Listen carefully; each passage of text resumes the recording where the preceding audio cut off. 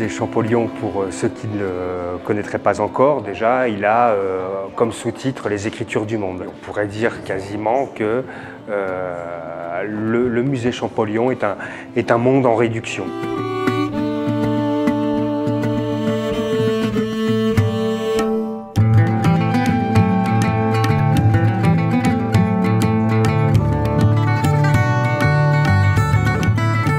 Parler des écritures du monde, c'est parler des gens du monde.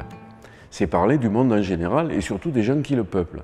Et c'est aussi montrer comment dire, la richesse d'invention d'une écriture à l'autre, comment chacun a trouvé une solution et de montrer par là que les époques, les lieux ont été différents, les solutions ont été différentes, même si certaines se ressemblent. Partout sur la planète, d'une certaine manière, des gens ont tous suivi un chemin séparé, mais leur chemin, finalement, ils ont tendance à se côtoyer, voire à se croiser.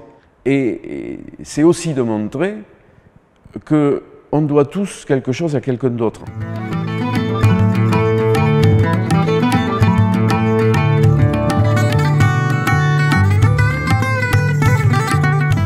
Ce qui me passionne dans mon métier, la première chose, peut-être, c'est les gens.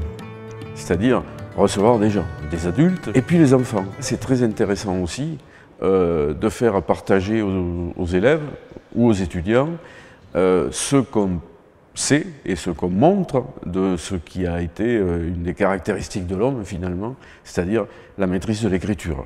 Quand on dirige un musée comme celui-ci, on met naturellement un point d'honneur à ce que le public soit bien accueilli, qu'un certain nombre de possibilités de découverte particulières lui soient transmises. Il y a la nécessité pour nous et le devoir de bien raconter ce que l'on expose, parce que une exposition c'est un discours et on se doit aussi forcément d'offrir au public une connaissance du monde qui soit juste. Nous essayons de partir des objets. Ça va de la tablette d'argile au manuscrit médiéval sur parchemin, ou au papier, ou au papyrus, etc. etc.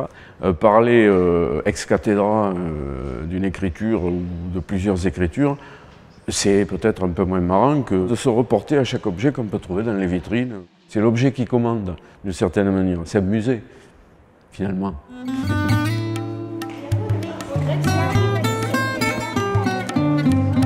Comment ?